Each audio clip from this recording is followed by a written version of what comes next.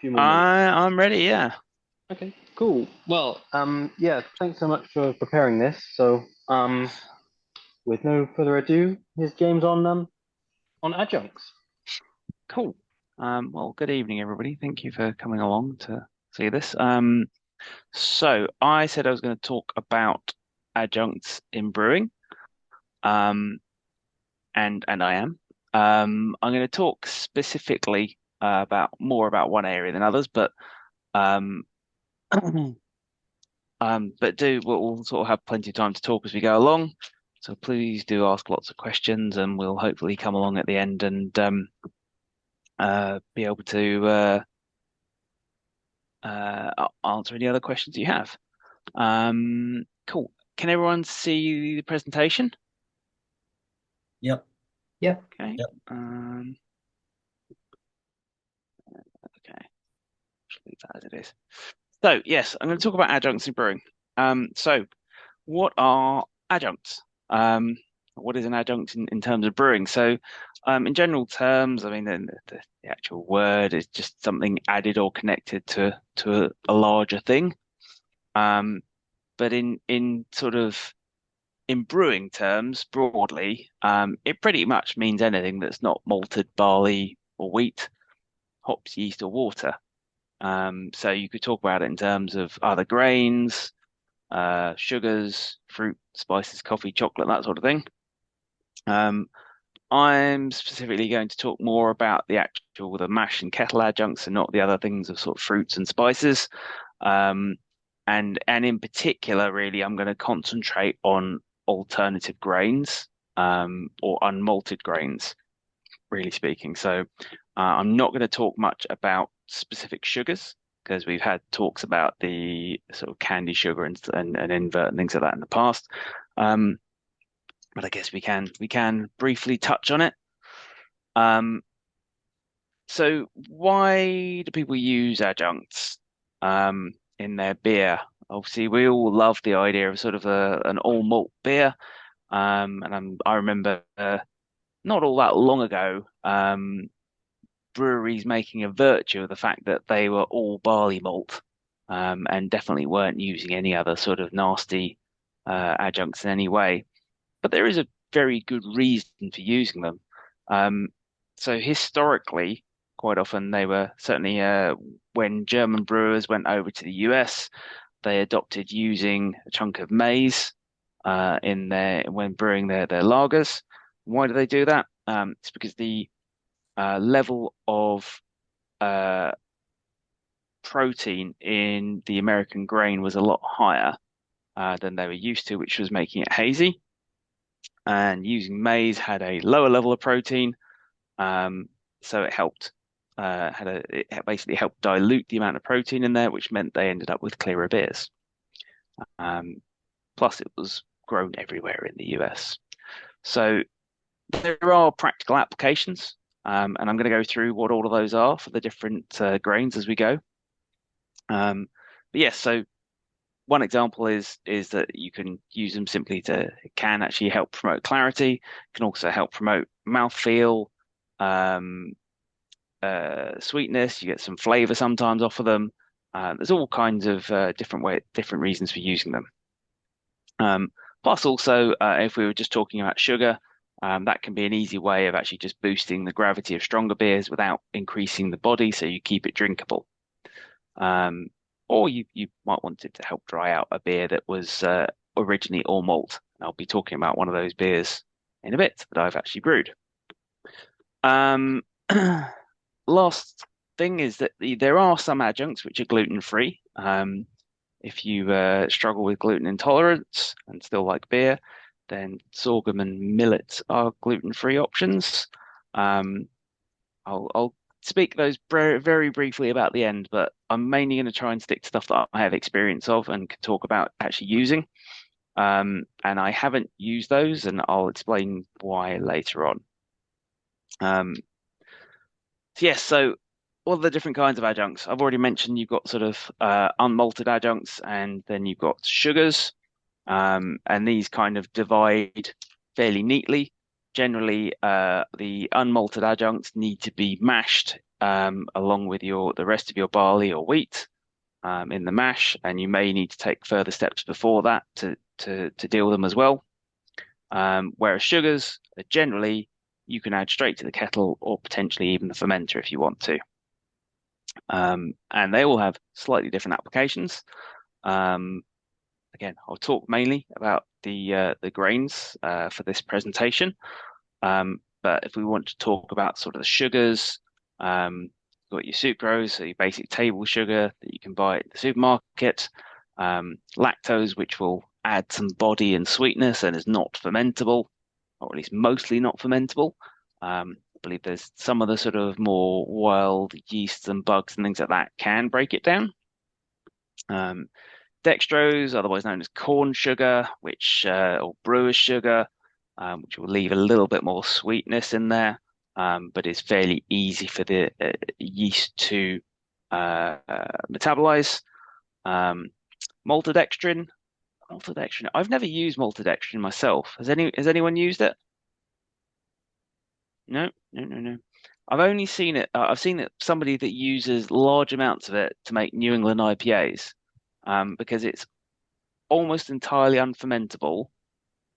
I don't believe it has a lot of actual sweetness to it because it's a complex, more of a complex sugar, and so you don't actually taste it on your sort of the taste, the sweetness sort of receptors in on your tongue don't actually pick it up as sweet because it's too complex, I think, is my basic understanding of it. But it does add a lot of body. So if you want to add a lot of body and thickness to a beer, then maltodextrin. Unfortunately, I've used it actually, yeah. James. Go Talking of low alcohols, used it to add some body to like 0.5% low alcohol beers. It works really, really well. Gives the body back with, as you say, there's no sweetness in it. It's very odd. If you dip your finger in it, it's kind of just got no taste. Yeah, that's my understanding, but I've never gone into using it. Partly because although it doesn't taste sweet, it definitely has calories. Exactly. Yes, exactly. It's got a bit of dangerous in that yes, you can't really taste it apart from in the body, but it definitely has the calories of sugar. Yeah. The yeast can't metabolize it, but your body can. And then there's the others, things like honey, which obviously you can get in many different kinds and can add a bit of flavor, or it can be quite delicate. And then you've got your candy and invert sugars, which Jacques has done a presentation on making candy sugar before. Both they're slightly different things, but both are going down a hydrolysis of sugar via slightly different means. Both are supposedly, again, easier for the yeast to metabolize. So if they're particularly knackered out, then that can be better. Although I think generally with modern yeast and understanding of yeast, we should be fairly healthy and not too dangerous to do that. You see many Belgian breweries that are just sticking straight sucrose, either beet or cane sugar into beers instead of buying expensive candy sugar. I think more recently, I think a better use of those things is for the darker versions of candy and invert sugar, where you really get a lot of flavor out of them. They can add quite a lot. Invert sugar, things like muscovado sugar is almost certainly partially inverted. When you try it and feel it, you can actually feel the moisture in it. And then things like as well, where you get sort of golden syrup is probably a very lightly inverted sugar. So things like that, you can use those for different reasons. But generally, you can easily add them all to the kettle. You don't need too many special steps with them. They will boost alcohol without greatly boosting the body, probably maltodextrin and lactose aside. And so you can use those as you wish. I'm mainly going to be talking though about the grains. Did anybody else have anything to ask about, particularly about sugars, or I can leave that to the end? No? The only thing I did do on the dextrin was you were talking about the calories, and I don't know if you're going to don't want it to be a spoiler, but I calculated the calories of a 0.5% hoppy pale ale, and it was about the same as a 5% pale ale. So yeah, no alcohol, but yeah, no other advantage. Cool. Okay. Just need to move. Sorry, preview of the next slide up here so I can actually see what's coming next. I'll put everybody over the top of it. All right. So first of the adjuncts I'm going to talk about, maize. Some people call it corn, but we do mean the crop maize, not sweet corn. Slightly different things. Maize will, when you use it in your beer, will generally lighten the body, add a tiny bit of sweetness, but not an awful lot. Generally, it's good for lightening. As I mentioned earlier on, in the US, it was quite used quite a lot to mix with domestic barley that had a high level of protein. I think particularly 6 row is much higher in protein than we would get in the UK from our barleys. And so it could be used to actually promote clarity in the beer, as well as just being something that was easily available. That's not so much of an issue in the UK. So you might just want to add it for its own good reasons. Again, just to sort of lighten the body and add some sweetness. There's a couple of different versions of it that you can get. Usually what's available is torrefied maize, which is torrefied means it's basically popped, much like popcorn. So where it's put in heated, with hot air until the kernel itself, the liquid inside or the moisture inside the kernel actually slightly, I think, boils and causes the whole kernel to pop, like popcorn does. And that's basic torrefication. One thing I haven't mentioned already is that all of the starchy adjuncts and even barley itself need gelatinizing before they can be mashed. What gelatinizing is basically the getting them up to a high enough temperature that makes the starches available for conversion. And some of these are pre-gelatinized, and that includes so most of them that have been treated to be torrefied or rolled have already been gelatinized, as they've been heated up to that temperature already. And what that means is you can basically chuck them straight in the mash and they will convert with your barley. You don't need to do anything else special with them at all. So very easy to use. So yes, you'll see mainly torrefied, which generally looks like these. I'm not sure if they are these in particular, but or you can see rolled. So this is the form we quite often see it in, which looks a bit like cornflakes. If you try them, they're a lot crunchier than cornflakes. So they're definitely not actually cornflakes. But you could actually probably use cornflakes in there instead, and I've certainly heard of people sticking them in there in a pinch. There is other things on there. Obviously, you don't want cornflakes you probably don't want to put crunchy nut cornflakes in there. Definitely add a bit too much sugar. I don't know, maybe it will work. But yes, they're slightly different things. Are actually cornflakes. They grind down the corn and extrude it between some rollers, I think, and to create the flakes. Whereas when you try these, they're a lot crunchier. So probably don't put them in with milk in the morning. And there are some other sort of options available out there that you can get in the supermarket. So polenta is ground maize basically. You would need to cook the whole lot first in water, a bit like rice. And I'll talk a little bit about cooking rice in a bit for using in beer. But I'd imagine I haven't done it myself, but I don't see any reason why you wouldn't just cook it in a whole load of water and then add it to your mash. And similarly, popcorn, as I said, popcorn is basically popped torrefied maize. The only thing with that is that generally commercially, when you buy it, it's got a lot of oil on it for flavoring. Again, might have sugar on it. Um, so do you really want all that grease in your mash? Probably also be fairly expensive. So I would probably just stick with the sort of torrefied maize instead.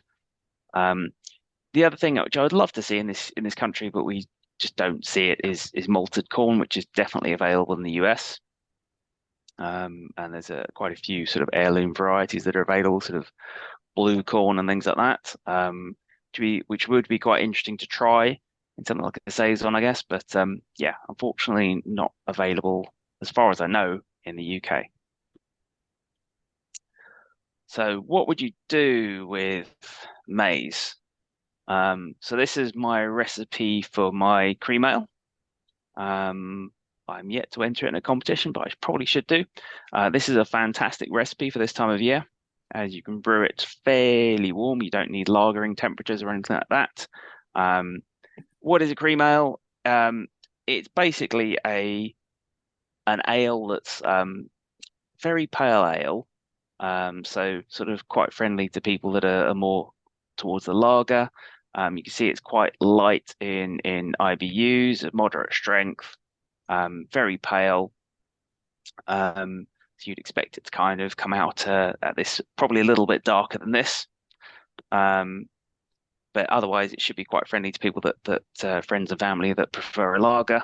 And really, the way I've done it in the past is just take some ale malt. Quite often I'll cut it with, said go 50-50 with the Euro Pils or lager malt, but you could use Pils malt from Weyermann or Dingemann's instead.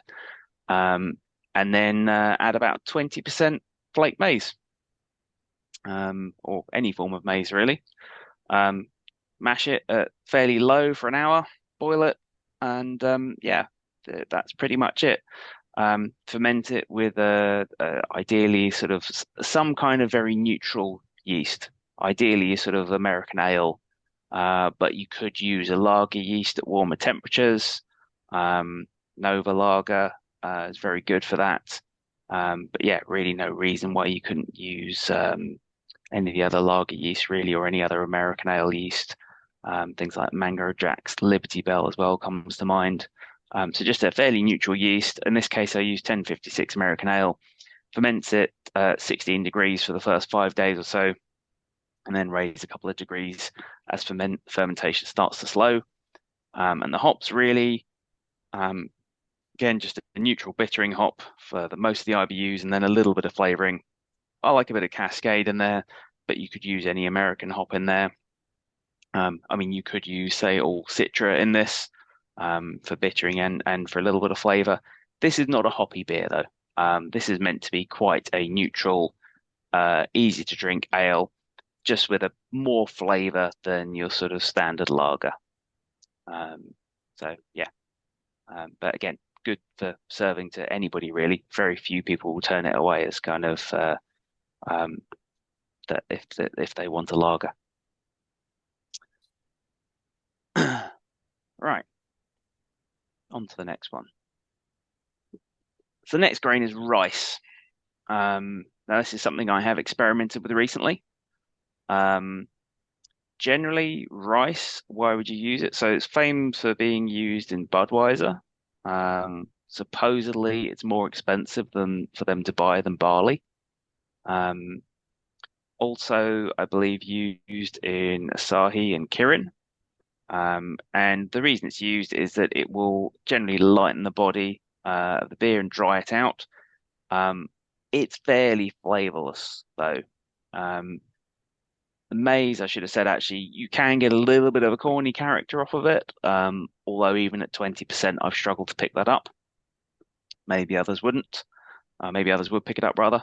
I haven't had anybody say that my rice lager tastes of rice. In fact, in a recent competition, judges said it didn't taste of rice. So yeah, I don't think it does either. It's very neutral. The only thing I have heard is that in much higher amounts, and I'm talking, I've used it up to, I think, 20%, maybe even 30%. Yeah, I think it was 30% I've used. of the grist. Above that, I have heard that sometimes it can give a bit of a Play-Doh type aroma, so sort of maybe slightly vanilla-y. But I've not experienced that myself. How would you use rice? What kinds of rice can you get? So you can buy from your homebrew shop flaked rice, which is rice that has been pushed through some heated rollers to squish it and gelatinize it. And when you have that stuff, that can go straight in the mash. You don't need any further crushing or anything like that. It just goes in as normal and will convert. My experience is I get a little bit less extract and a little bit less attenuation than with using actual rice and cooking it first. I'll come back to that in a second, but I have heard about people having rice syrup and rice solids. Again, I've not seen those here. I did a little search around. I could find some kind of rice syrup from some health food shops and things like that. So I guess those I think you can probably pour straight into the mash or into the kettle, possibly even. I'm not sure. But again, they're quite difficult to get hold of compared to just buying rice from the supermarket. James, this might be an obvious question, Yeah. but when you talk about the percentage of rice used in the grist, you're talking about dry weight, aren't you? Yes, I am. Yeah. Yeah. Okay. Yes, definitely dry. And you'll see again. I'll explain why in a minute. So yes, if you're going to use rice, then you can just buy it from the supermarket. You do need to cook it first, and when you cook it, you will want to overcook it until it's squishy. The stuff I would generally buy would be jasmine rice. You can use others. The stuff I would generally avoid though is in particular, obviously any sort of ready to eat rice in a bag is probably going to have a lot of oil on it again. So I wouldn't touch that, and probably other flavorings as well, and as well as possible seasoning and things like that. The other stuff I wouldn't buy is what's labeled as easy cook rice.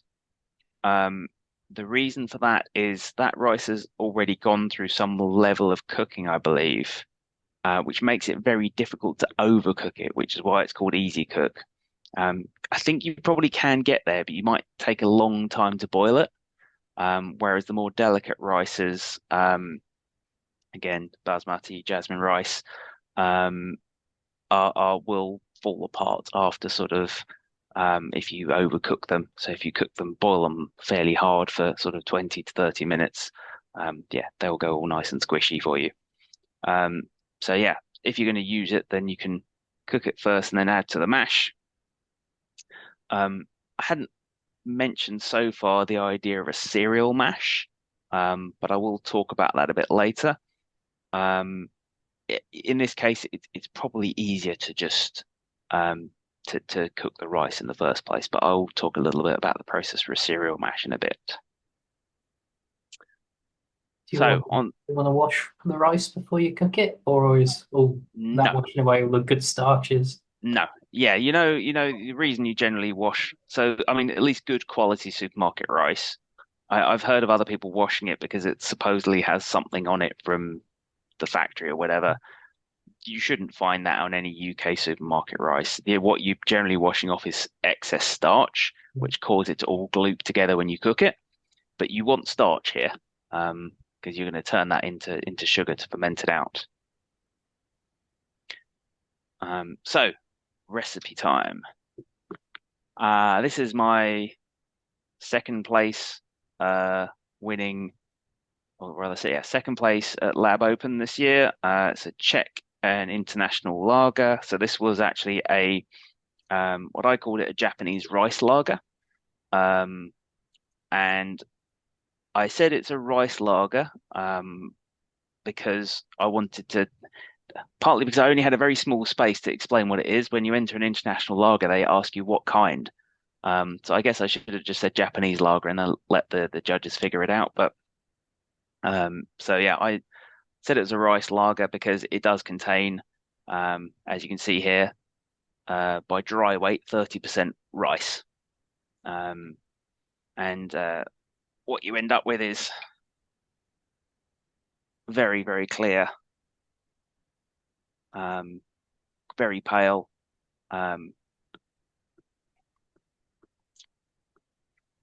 very nice and dry, a little bit of sweetness in there. It accentuates the hops. There's not a lot in there. I mean, this one has had a little bit more hops in it than the cream ale, a little bit stronger. But the strength comes not from the starting gravity, but from where it finishes.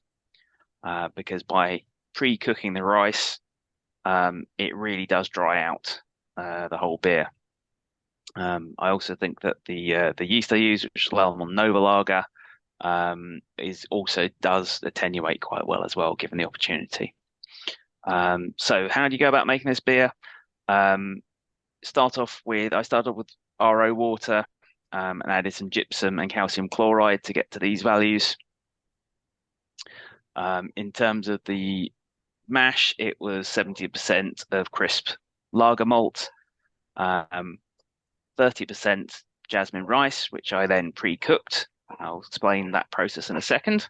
Excuse me, my dog is going bananas downstairs.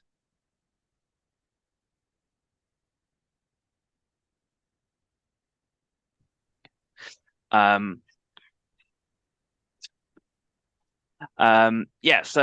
and then I also added in some oat husk into the mash as well, just to help with louching, because obviously the rice doesn't have any husk on it. Excuse me.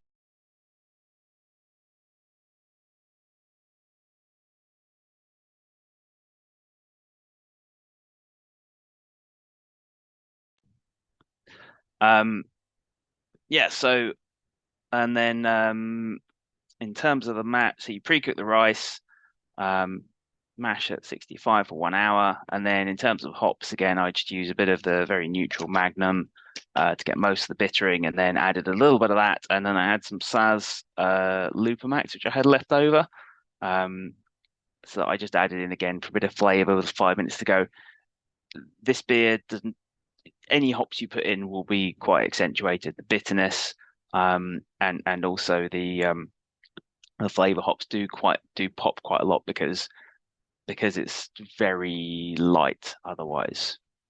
And then, so actually, how did I go about pre-cooking the rice then? So, as I said earlier on, I think you get a bit of better extract and attenuation this way.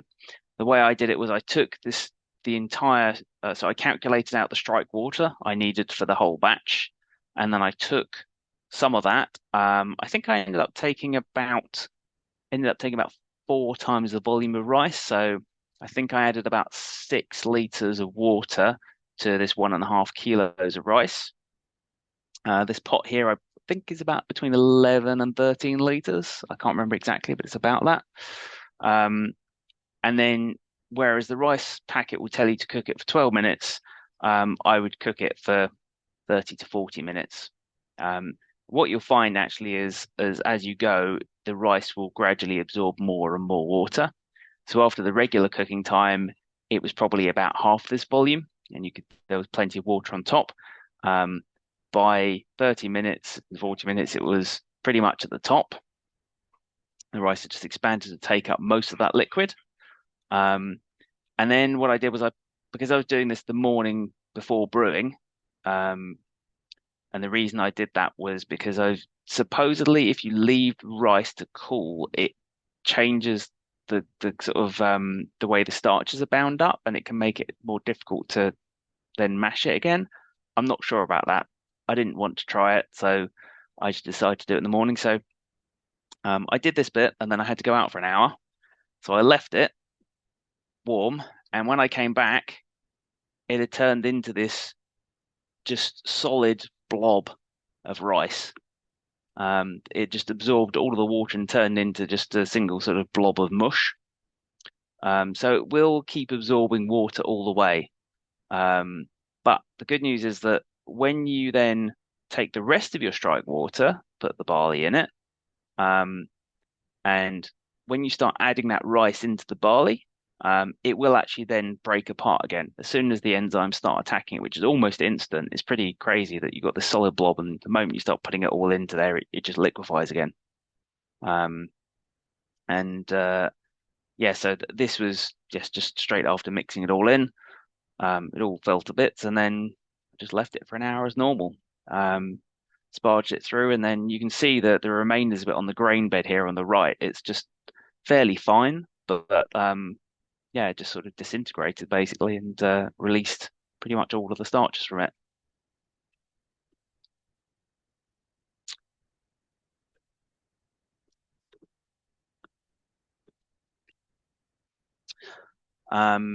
Any questions on that?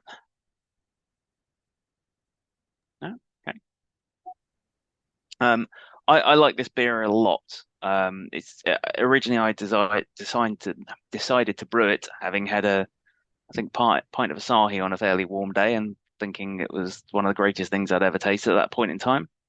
Just being nice and dry and actually had a little bit of hoppiness to it. And this pretty much nailed that. It's probably a little bit more bitter and hoppy than the original, but I like it that way. But I like it enough to. Ken, sorry, you're waving your hand. Yeah, I just had a thought there. Something to ask is, did you find it a bit of sort of trial and error trying to get the your mash temperature correct after adding a load of what was probably very hot rice to it?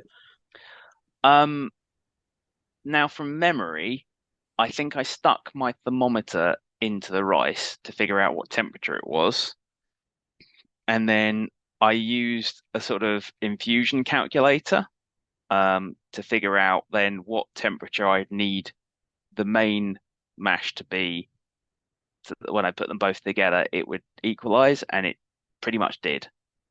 Um, so yeah, that's kind of how I did it.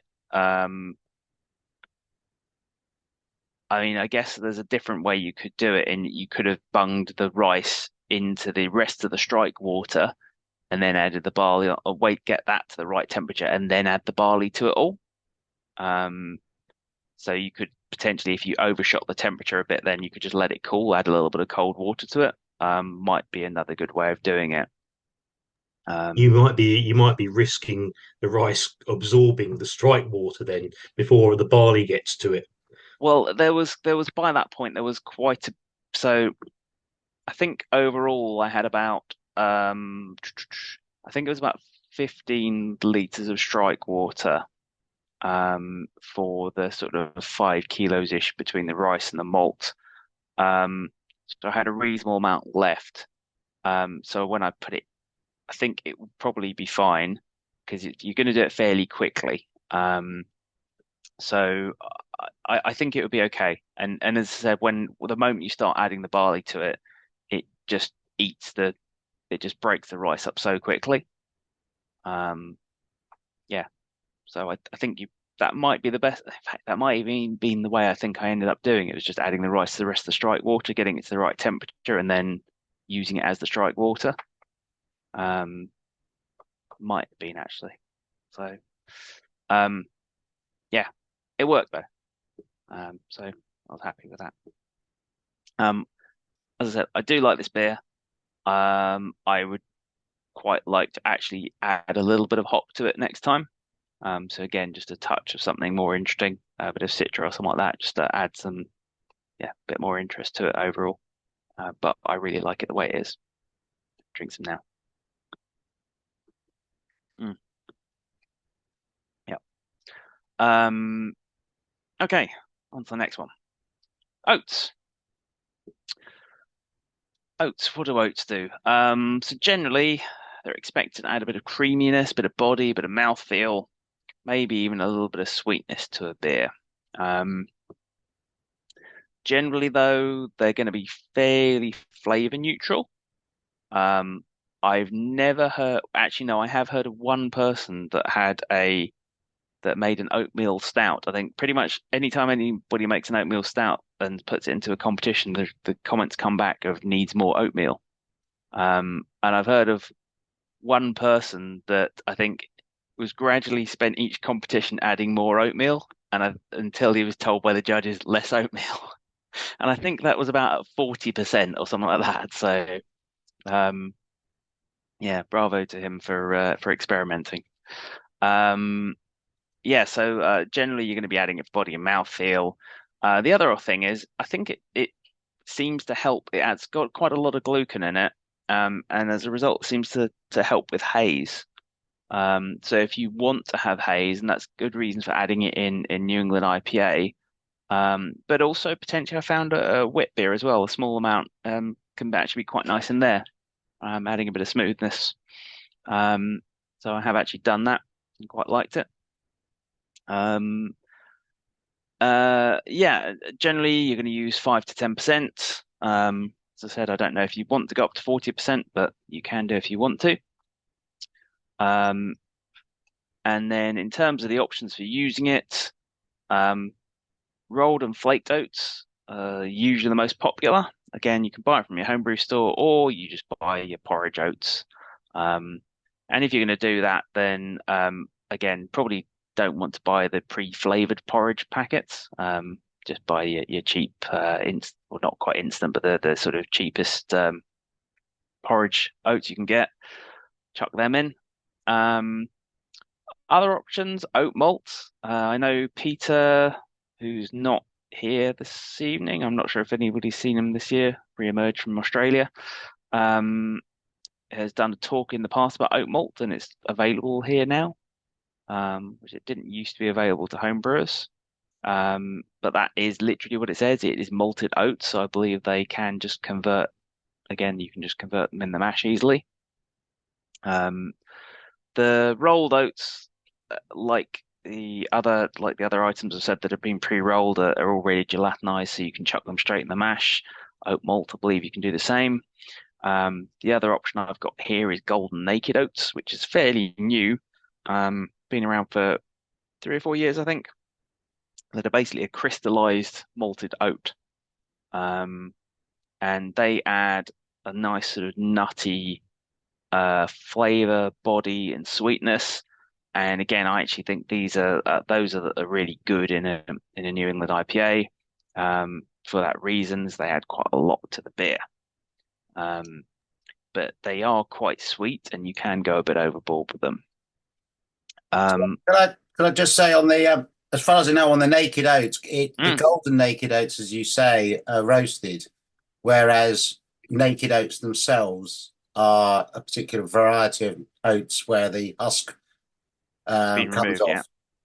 So if you're not buying the same thing, if you just get naked oats, it has to be the golden naked oats because they've been through the maltster. Yeah, I've noticed recently you can buy them, as you said, the just the regular naked oats, or you can buy oat malt, which has a husk on it. So there's different options there, and I haven't experimented with all of them. Yeah, I've just got the impression that the golden naked oats were because they were crystallized. Yeah, so they're, as I say, you're not going to get the same thing as if you see what I mean. Yeah, in my experience, they're not quite as sweet as a regular crystal. Right. In the volume can use, you can go quite heavy on them. Yeah, they've got quite the EBC on them's sort of highish as well, sort of 10, 12 or something, I think. I've got 18. Was down in my notes for this. So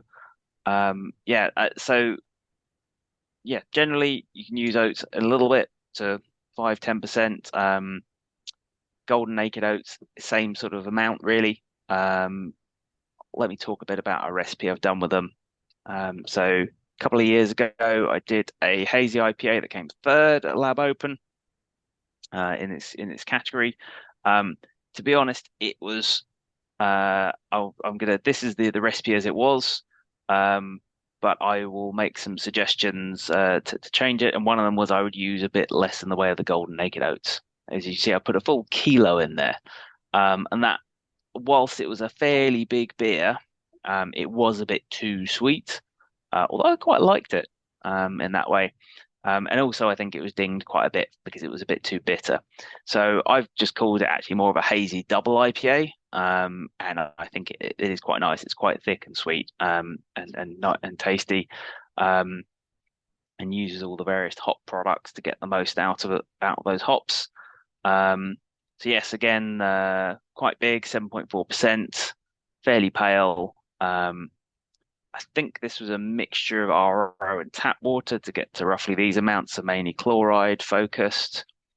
In terms of the malt, Pils malt, Maris Otter, and then a good chunk of golden naked oats and wheat, so a kilo of each of those. As I said, I would probably cut that down in future to half a kilo of golden naked oats. That would probably be plenty enough. But if you like it sweet, then go for it. And in terms of then the hops, it's all Citra and Mosaic in various forms.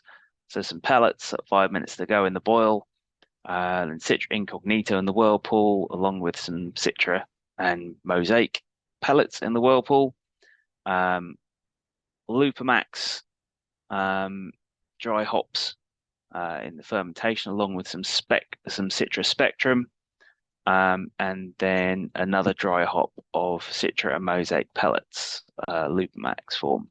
So this was a beer where I was basically trying to stick as much in the way of hops that I could in there without overdoing the amount of green matter from the hops. So that's why I'm mainly using the sort of hop products, the Incognito, Spectrum, and Lupamax, to not have too much in the way of the green stuff in there. But I think that there's particularly Spectrum, I think helps to have a bit of the green matter in there. Certainly Bathhouse that produces those products says there is a not to replace more than about 70% of the hops with those products. So yeah, stuffed full of Citra and Mosaic, but also quite a good showcase for the golden naked oats. And then the yeast was the Yeast Bay Hazy Days 2, which I think is it's a kind of blend of yeasts, but is a really good one I found for hazy beers. It adds a lot of flavour, really lets the hops shine though.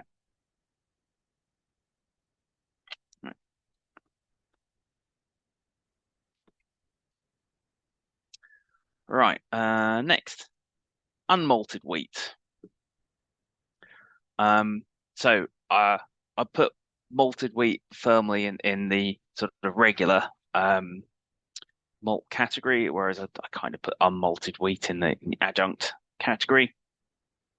There's a few different options there. You can get unmalted wheat either pre-gelatinized or raw. So most of us will have used a bit of torrefied wheat at some point. I think when I first started using it, it sort of came crushed little bits, sort of a bit like a regular malt would come crushed. I didn't really notice any difference.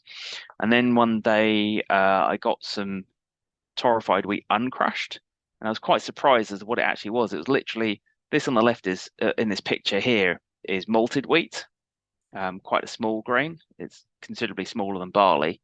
This on the right though is torrefied wheat, so you can actually see that I presume it's come from the same sort of stuff, and actually then as it's been torrefied, so as it's been popped, it's the kernels have actually expanded quite a lot. And when you chew it, the wheat is fairly hard, at least certainly harder than malted barley. The torrefied wheat is a bit like sort of, again, very small popcorn kernels, slightly hard, but at least slightly harder than popcorn, but there is a softness to them and that sort of sponginess that you get from it. So it's just sort of quite It looks like interesting. it's on the way to becoming sugar puffs, James, doesn't it? And that's exactly what they're like, is a bit like sort of tiny sugar puffs. So and that's what I guess sugar puffs are in some form. They're some form of torrefied cereal. So yeah, they are just like that. So obviously you run them through the mill as normal and they crush as normal. You can obviously as well buy flaked wheat, which is again rolled wheat, which is pre-gelatinized, or again from the kitchen cupboard or from your supermarket in a pinch. I believe both couscous and semolina are forms of wheat as well. Which again, they would need pre-cooking, a bit like the rice, but that's fairly quick and easy to do. So in small amounts, these pre-gelatinized versions will add some head retention. They have coming back to sort of, I think it's the sort of they add various complexes of, I'm not sure whether it's protein, but it helps promote sort of head stability. Quite traditionally, you'd find a little bit of torrefied wheat and quite a lot of traditional bitters and things like that to give you that sort of smooth and creamy head and retention of it. And then if you want to go up to higher amounts, it will start to provide haze and a smooth mouthfeel. So as you might want to do, and I showed in the previous recipe, in fact, the higher level of wheat in for a New England IPA. So that's one form. The other form you can get is just unmalted wheat. This is something I've only used. I think I've only used the one time actually. It has a slightly stronger flavor, and it's sort of used in the beer. It supposedly provides you it's a whiter color, just simply because it hasn't been heated in the same way. You crush it as normal, but it does need to go through some kind of cereal mash, ideally. I believe in small amounts, sort of 15% or less, it can work fine in a single infusion mash. But to be honest, if I was going to use it, I would go quite big on it. And that's where it's good for something like a wit, where you might use up to 50%, or where if you're making wild beers, sort of multiple strains of fermentation, multiple strains of bugs and things like that, and you want to give them something to chew on, that's where you might do a turbid mash, which you produce something like a lambic beer or something like that. We actually end up leaving a bunch of starch in there quite intentionally to give the various bugs, the Brett and things like that, something to chew on. So how would you use those? So it's a recipe for a Belgian wit. I did it. The last time I did it was about a year ago. That's where I've used the unmalted wheat. Again, mainly start off with a mixture of tap water and RO. To be fairly sort of, in fact, I think that was pretty much mostly tap water, actually looking at it, with some additional salts in it. It's a fairly light beer in terms of bitterness, the gravity as well. And grist was 55% Pils malt, 40% wheat, and I've included the oat husks in the percentage of this, but in terms of as you can see, it's virtually all what's all Pils malt and unmalted wheat to a fairly high amount. But when you're using it in this amount, you do kind of need to cereal mash the wheat first of all. So the way I did that was I took the entire contents of the wheat and 500 grams of the Pils malt. I put it in a big pan with some water and then heated it to rests of 40 degrees and 50 degrees each for 10 minutes, and then raised to 68 degrees for half an hour, and then finally gave it a very quick boil for a few minutes. And then at the end of that, you pour that into the rest of the Pils malt mash with the rest of your strike water, and mash that as normal for 1 hour, then finally boil it. And then the usual sort of hops and spices for a wit, fairly light. I use like Mandarina Bavaria because it's got a little oranginess to it that goes quite well with the orange peel. A bit of chamomile and flame out. Fermented it with Imperial B44 whiteout. James, those temperatures, 40, 50 C, is that about a ferulic acid rest or is there something else going on there? I think it's mainly sort of protein rest. I'm not sure of each of the steps exactly, but obviously there's going to be a protein rest in there. I'm not sure about ferulic acid, but I guess it's going to hit that kind of range, isn't it? Yeah. Okay. But it's just taking it through the lower temperatures to help with conversion. And obviously you're then having an actual sort of proper infusion rest for a bit. Okay, so it's more about the protein. Yeah. Okay. I believe so. Apologies, I haven't got into the details of understanding all of the rest for this exactly, but yeah. I think generally if you take it through sort of those temperature ranges, even if you're just continuously heating it, that's fine. And the reason I did it in a separate pot on my stove because I can't directly heat my mash tun, and going through lots of steps with adding water is a bit hit and miss. So just heating it on the stove is a bit easier. Okay, thanks. Right. Nearly at the end. Rye. So this is appropriate, as I believe Hazenbrow this or next year is going to be about rye. I've only slightly used rye until yesterday. And even that was kind of, I was, as I said, dealing with the other recipes, so didn't see much about it, but I've used it a little bit. My impression of it is that rye provides a bit of richness and malt character.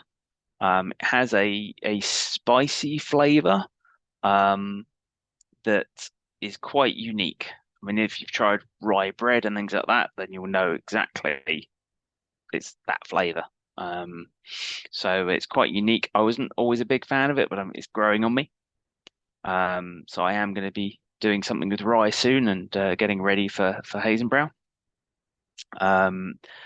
Generally, you'll use up to 25%, but there is a style, not very well known, called Roggenbier from Germany, which uses 50% generally, because it's Roggenbier is the rye version of Weissbier, in that it's just basically a rye. It's said 50% rye beer, made in the same way as a Weissbier would be, really. If you're using more than 20%, you probably want to use some oat rice husk, probably quite a lot, just simply because rye has a lot of gluten in it, so it ends up very gummy, and can end up sticking a mash quite easily.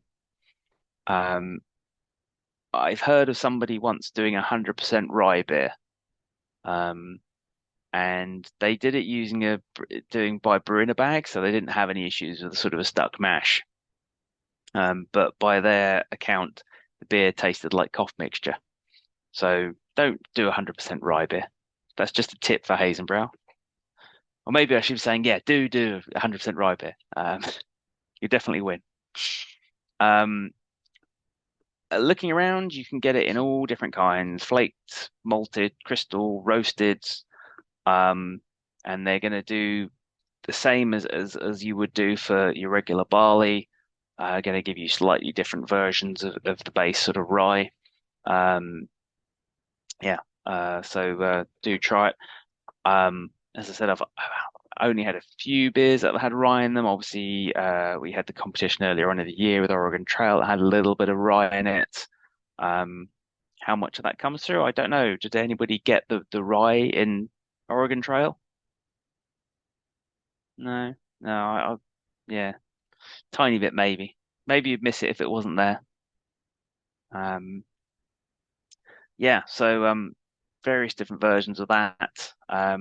But I haven't really done a rye recipe yet, so I had to go and steal one from the internet. The one I know about, the one I recommended potentially for doing for our lab brew was Denny Con's Rye Smile Rye IPA. I believe it's one of his favorite beers.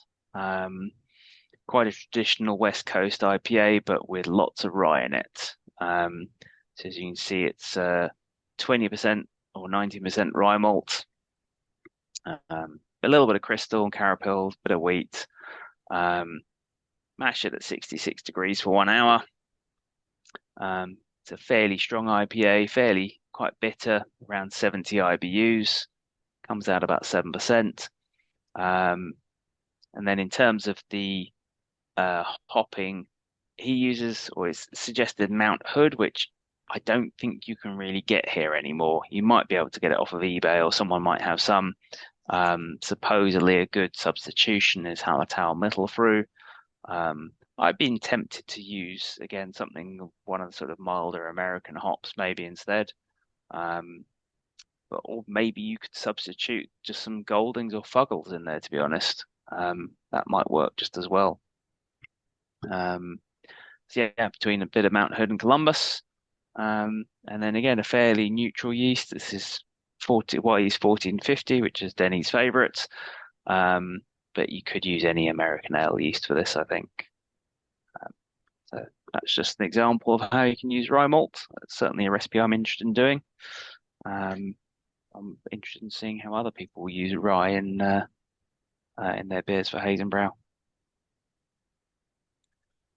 So what Yeah, sort of I've got a rye bitter here at the moment. It's my HSB, so Harrison Special Bitter, and that's got 8% rye in it.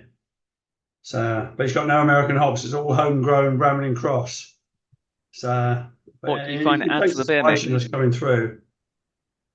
You get spiciness at 8%. Yeah. Yeah, I've got a very similar beer to the one Mick's made, and yeah, an ESB that I stuck rye in, and it was about a similar amount. Yeah, it just brings a spiciness, a richness, it gives it a completely different feeling to if I just used, it's crystal rye that I used, than using, normal crystal malt. I mean, there was a few different crystal malts in there as well, but the rye really takes it into a different place, and I was really quite pleased with the result. I think, is it Adnam's Ghost Ship? It has some rye in it as well. Not a lot, but I think it has a little bit in there. Yeah, it does. Yeah, so obviously it's something interesting to try as a little accent for your beer, perhaps in small amounts, or you go a bit bigger and have a bit more of something a bit more overt. I think the most I've used is about 12%, and you get a fairly good hit of rye at 12%. I mean, I could imagine using it in other things like a saison. It could work really well. So obviously a bitter. But yeah, there's maybe something like a Doppelbock could work with rye, a lot of rye in it. It'd be interesting. So I use it about 10% in a saison. It's quite zingy, but then the yeast is quite zingy as well. But it's nice. Yeah, right. cool. Yeah. Right. This is the last slide. So then we're sort of talking about other stuff, really. There's a few other little things you could use. I mentioned at the beginning, I'll start with sorghum and millet, really. So yes, there are other grains which they're gluten-free, but I don't think you can find malted versions of them in the UK. That means that your choice is either to find some kind of syrup, which I have heard people finding in sort of health food shops and things like that, and treat it as a malt extract kind of situation. I don't know how the resulting beer comes out. Is the only thing I'll say with that. You can obviously buy it unmalted and then have to cook it first, a bit like we've done with the rice, or unmalted wheat. So that's potentially an option, but then I guess the issue with that is you're then going to have to mash it with something like barley that does have gluten in it, which kind of defeats the point of it. So, I mean, you could try using it just for interest again in a something like a saison or another beer. But yeah, I'm really interested to hear if anybody has used any of those. Has anybody used sorghum or millet? No. I have, and do not recommend sorghum. It doesn't taste very good. Now, in the very early days of Lab, when we used to meet at the Wenlock Arms, Pete Hughes did a sorghum beer because he's got sort of South African origins. And again, like Mark said, it tasted disgusting. It really was awful. Yeah, I was just going to make this exact point. I was going to say, I bet Mick remembers this. Yeah, it basically tasted like, like the smell of really stagnant water. It tasted like that. It was disgusting. Lovely. Really, it was It was awful. utterly, disgusting. Okay, so I know about a minute. Maybe you can go to the pet food supplier and get a sack of budgie food. I don't know. yeah, malt your own from the pet store. I think I think I would, if I had that issue, I would just give up beer and drink wine instead, maybe. Sorry. We do have Uh, a brewery here in Colorado in the Denver metro area called Holidaily. So like holiday, but Holidaily. And it is a dedicated 100% gluten-free brewery. They don't have anything with any kind of gluten in it at all. So millet and buckwheat are the main ingredients that they have. I'd say about half of their offerings, you can tell that it's gluten-free, but the other half are pretty well disguised. It's pretty good. what's buckwheat like? You ever use that? I'm not personally, no. My wife is celiac, as is my daughter, but she stopped drinking regardless a little while ago, so I haven't made it in quite some time. But I did try a sorghum, making a sorghum porter, and it was not good. All right. The only other one I thought about was unmalted barley. Particularly you just hear it as flaked barley. Um, Not too much to say about it, really. I mean, it's got a bit more of a grainy bite. It's good for head retention, because of I think the sort of dextrins and things like that that are left in it, a bit like sort of your dextrin or carapils kind of malts. But the grainy bite lends itself quite well to being used in stouts for a bit, and obviously gives you the head retention as well for a good stout. So that's always an option to try it there. But I don't think you're ever going to use it in massive amounts. It tends to be a fairly small percentage of the grain bill. So that's why I'm not showing a recipe about it, because I've used it briefly in some stouts and things like that, but it's not a big example to use. So yeah, just a slightly stronger tasting alternative to something else like a sort of flaked wheat or something like that you would use otherwise. I think it does give you a little bit more mouthfeel as well. If you're in small Okay. quantities, about 5% maybe. Yeah, we've used it a bit. And it does certainly help for head retention. And helps with lacing. As I say, we've used it quite a lot. Cool. Anyway, that's the presentation. Has anybody else used any other grains or anything like that, or I don't know, peas, sweet corn? Any other ideas of stuff you could stick in your beer? There was somebody on the brewing forum that used to do some way out stuff, and he would occasionally just brew a beer with stuff from the pet shop, for example, like a bag of bird seed or something. Way out stuff. Some of it, hamsters. yeah, that kind of stuff. Yeah. I don't know. I think that he just relied on the fact that the alcohol killed anything that perhaps you wouldn't want to eat or drink. But he used to make some really strange things. I never tasted any, so I don't know how good they were. He used to say sometimes that they were not bad, actually.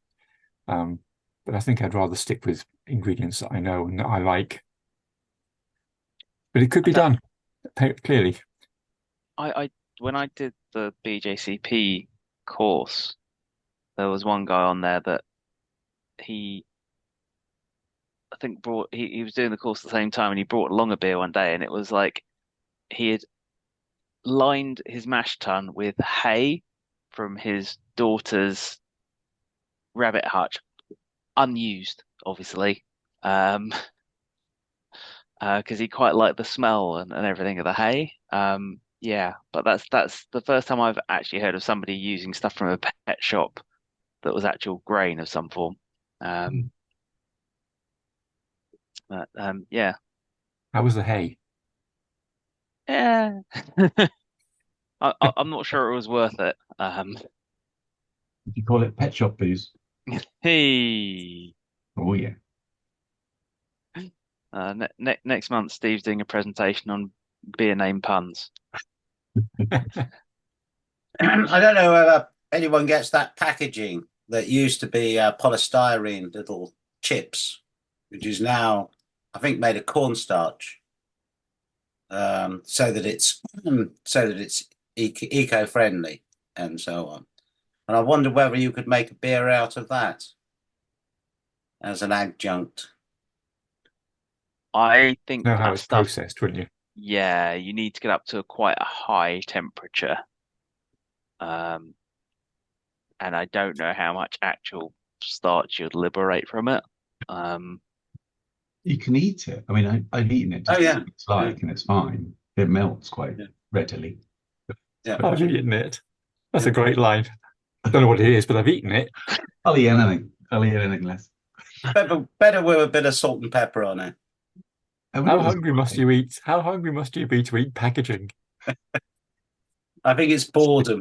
Some of the magazine packaging now comes in these, it looks like plastic, but it's made out of potato starch, isn't it? Yeah, I've All, not tried all I that. I'll let you know though. all I know is that I put a few bits of that stuff into my compost heap once, and 2 years later, I emptied out the compost and they were completely intact. So, I mean, I guess my compost wasn't getting hot enough, but I think that from what I've been told, that cornstarch stuff and things like that needs to go into like a commercial composter that gets quite hot.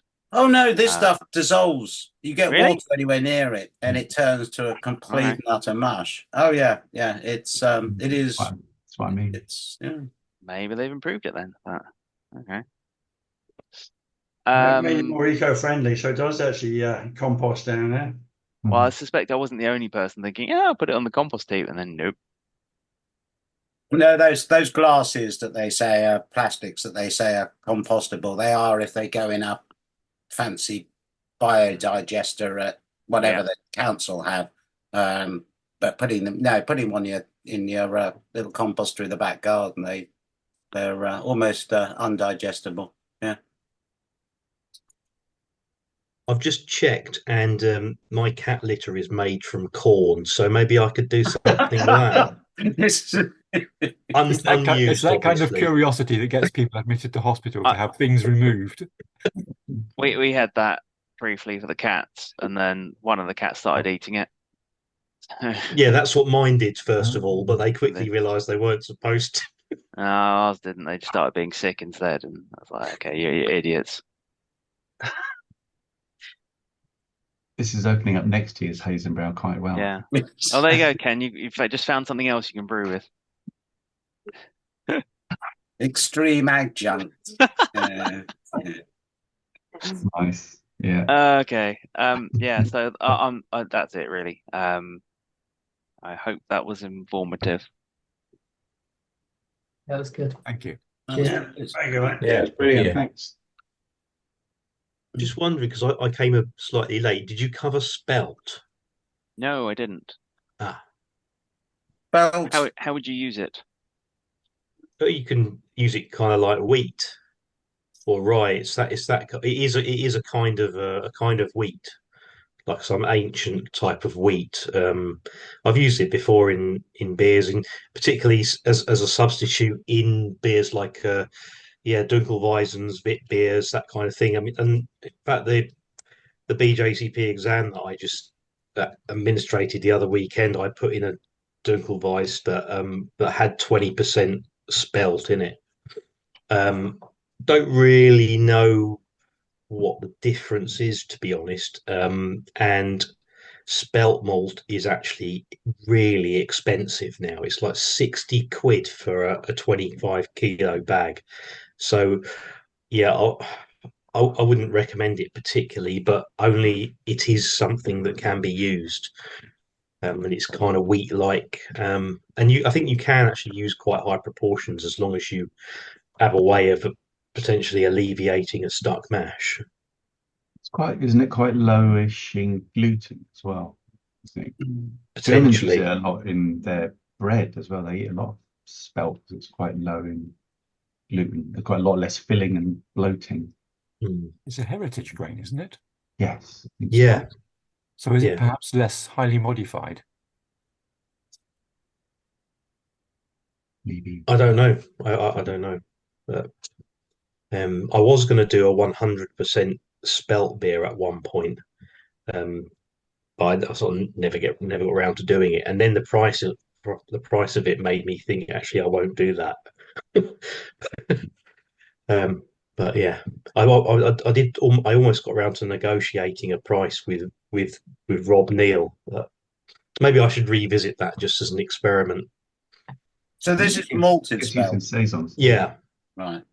I don't know whether you can get any other variety. I've only ever seen spelt malt, but I'm sure if it became suddenly popular, maltsters would do all kinds of stuff with it. Gets used in saisons quite a bit, I think. I've seen. Yeah, I've put it in saisons before. Yeah. I'm curious, like saying do like 40% or something like that, and sort of again equivalent to a Weiss beer or Roggen beer kind of thing. Yeah. Um, Yeah. what would it be like? Probably be quite nice. There's a good descriptor for you. Quite nice. Probably no different to barley, but twice the price.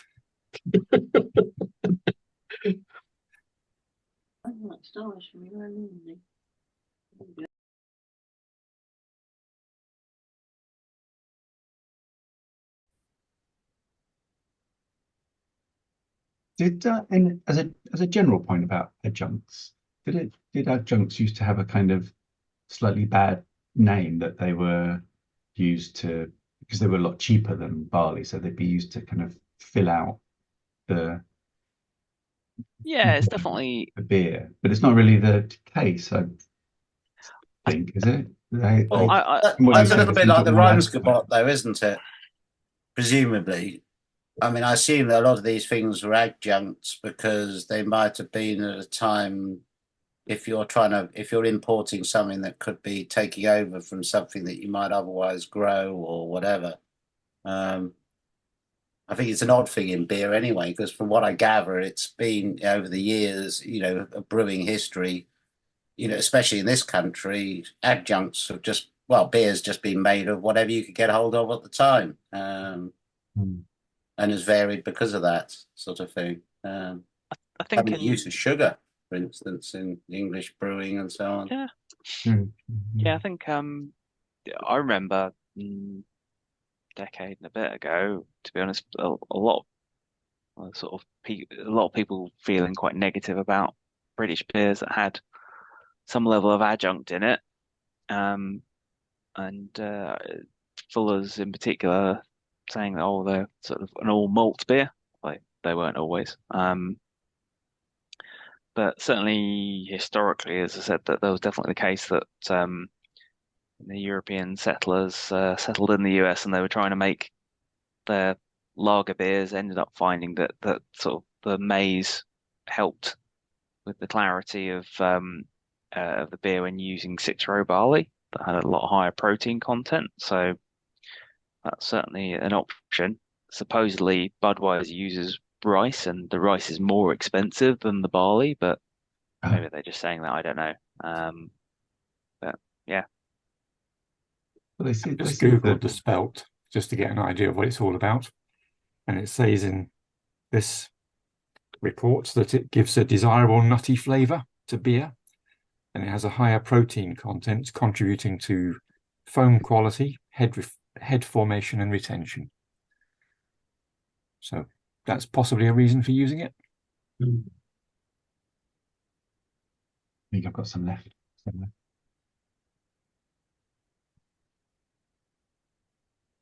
The cheap version of my latest beer had like a free torrefied wheat off Mark. So I did a Weiss beer with 70% torrefied wheat, it's actually very nice. It's come out absolutely lovely. Dead chuffed with it. I shall try and remember to bring it along with me in August. Good. Yeah, for a very cheap beer. I mean, I've had quite a lot of confusion. I've seen a lot of well, I found a lot of things confusing with the difference between torrefied, crushed, rolled, and so on. Having sometimes you can buy a product, and because it's been rolled, it's assumed that because of the rolling process, it's part of that is it's heated rollers, and therefore it's been torrefied. Well, if torrefied means is that presumably I always thought that torrefied meant that it's pre-gelatinized. Should be. It should be where it's literally the moisture inside the grain has got to pretty much boiling point, turn to steam, and it causes the whole thing to pop. Yeah. So if it's been torrefied, then it should definitely have been gelatinized. If it's rolled, it's generally gelatinized because that's why you roll it. There's no point in rolling it just for fun. So generally it's stuck with the rollers are heated, so it squishes it. So the whole point of any of those processes is to treat them so they can be mashed easily. Well, I assume well, we used to when I first started using oats, I used traditional porridge oats, not instant porridge oats, because of course the instant porridge oats are pre-gelatinized. The ordinary porridge that used to take 20 minutes to make, or at least 10 or 15 minutes to do its thing. If I remember rightly, my father making porridge. It was a longer process if you use the non-instant ones. So I'm assuming, and we used to use those quite a lot and had problems with stuck mashes occasionally because we were using quite a lot of them. Now we've moved on to torrefied oats and don't have a problem with stuck mashes anymore because, of course, it's been pre-gelatinized. So I'm just saying on the porridge one, it's even that's confusing when you buy the stuff, what you're actually getting. Well, any oats that you get that are good for porridge should be already gelatinized. It's just that I'm not sure. The instant oats have gone through an extra step somewhere I'm not sure if they're like partially hydrated or something like that to help speed that process up. But they are, because even like what they call like steel cut oats, still heated and then cut. But by the time you've heated them in water, milk, whatever, it does the gelatinization at that point.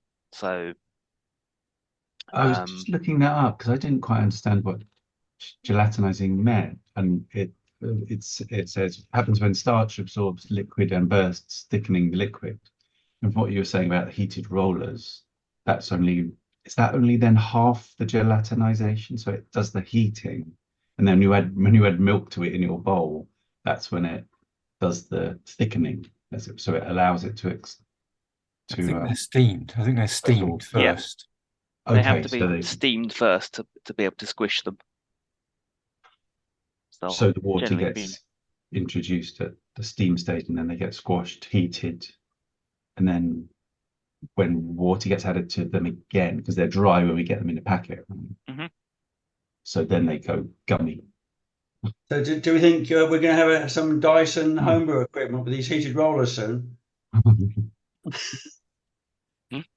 Not the heated rollers you're thinking of.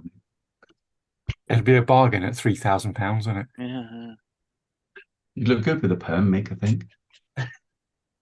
It's just that with all of the variation in all these different processes, it seems to be that I think it would be tricky to get some sort of standardization, though, of an understanding sometimes when a recipe says add 20% of whatever it is. And then when you look up what you're actually getting and think, well, it's torrefied, but it might have been at this temperature, or it's been crystallized and therefore has gone through a different process, which is going to change some of its characteristics.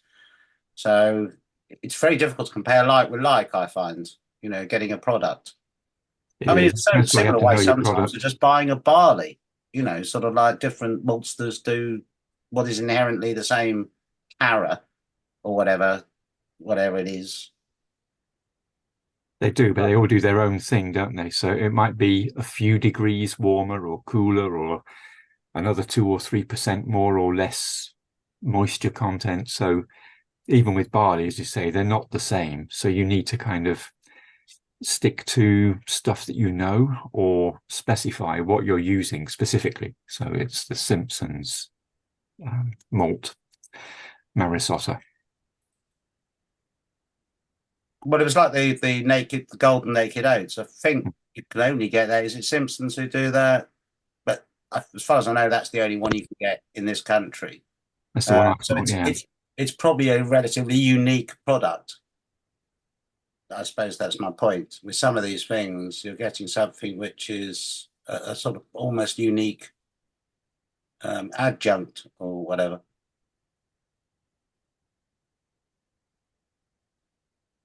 Yeah, I mean, the ones that I mentioned during the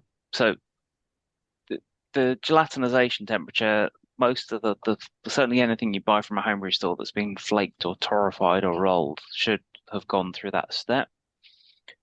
My understanding of it is that yeah, the oats when you buy them for porridge should have already gone through that step as well. Instant oats have actually already been cooked and then re-dried again so that they then rehydrate much quicker and potentially at a lower temperature. So that's why they're instant. Whereas the others require a few minutes cooking, and the amount of cooking depends upon how chopped up they've been.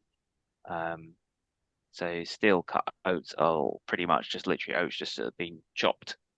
They do take like quite 15 minutes or so cooking. Your regular porridge oats that you tend to buy will take a few minutes, less than 10. Yeah.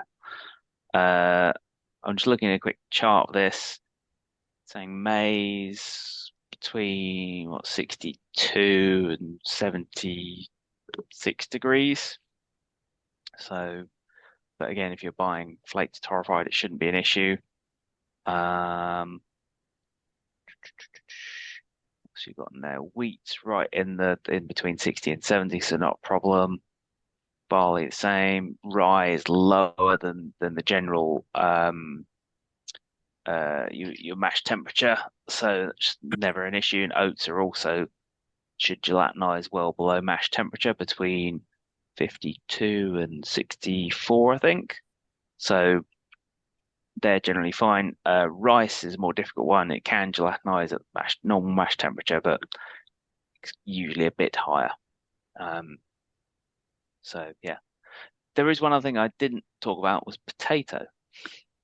Of course, yeah. Including sweet potato, or was it cassava? Is purple sweet potato?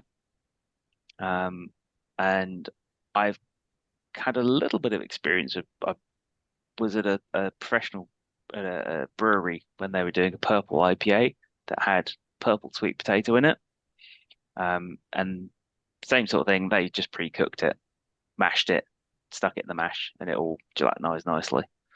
Or it all been gelatinized by cooking it, and then it just all liquefied nicely in the mash, and did end up sort of giving a bit of a purple color to the beer. Actually, that was one thing that you didn't mention in your presentation, actually, was the temperature of the cooking. So when you cooked the rice, did you boil it? Boil it, yeah. Yeah. Yeah. That would make a big difference, James, between the types of rice, because I presume jasmine is going to be more of a long grain rice. But you use more of a arborio rice, like a European or a pudding type rice. Do you think that's going to change the flavour much? As I said, I mean, even with the supposedly flavorful rice like basmati and jasmine, I haven't got a lot of flavor off of them, if I'm honest. It's maybe really subtly there, but it doesn't leap out at you. So yeah, difficult to know. And as I said, the only Unless you one, do exactly the same, just sort of do a comparison, brew a small 1 gallon batch or whatever, and everything else is identical except the different types of adjunct that you put in. In this exactly, case, it yeah, would be different types of rice, wouldn't it? So yeah, it's going to be quite see delicate, if there is whatever a you do. difference. The moment you throw any amount of hops at it, you just wouldn't notice it. I wonder if it's worth trying something with wild rice. I mean, that would give a completely different complexion, or If you mean brown like rice. So like black wild rice is actually a grass rather than rice. Right. Okay. So, I mean, yes, you could probably use it because it's still starchy, although it's got the husk on it. It's pretty huge and obviously edible. But yeah, you need to. The one thing about like rice as well as the reason I'd suggest cooking it whole is that, as I understand it, like crushing it is really hard.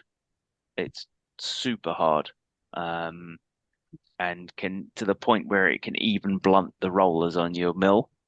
So unless you've got like a cereal mill, then I wouldn't put it through your regular malt mill.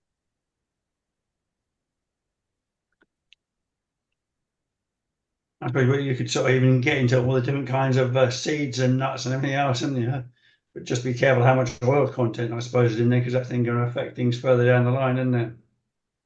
But like, yeah, anything starchy. I said definitely potatoes you could use. I've heard of somebody using Sunflower potato seeds or flakes in a something. saison. So I'm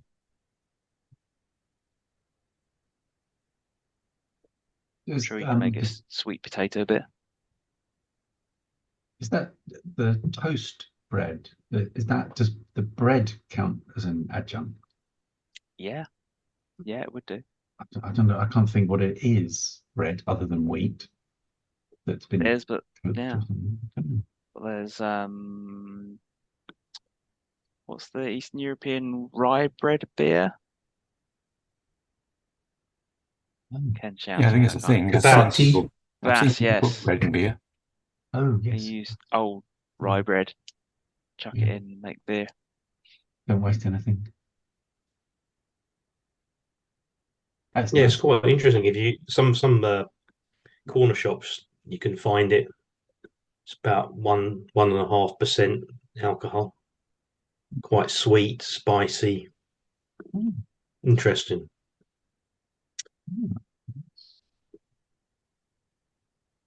Hey, maybe that's Hazenbrow. You've got about 4 years worth now, haven't you? Your plans tonight? Oh no, I meant this year. If it's rye bread beer, then Okay, yes. That's true. I'm gonna get a top up. I'm going to nick off. Thanks very much for that, James. It was great. Yeah, thank you. Yeah, I'm going to head off Thank too. you. Cheers, James. See Yeah. you. See everyone. Bye bye. Yeah. Thanks, guys. Thanks a lot, everyone. See you I'm later. gonna Thanks top very up. much. It's good fun. I'll get a top up. All right, top up. Top up too. Back from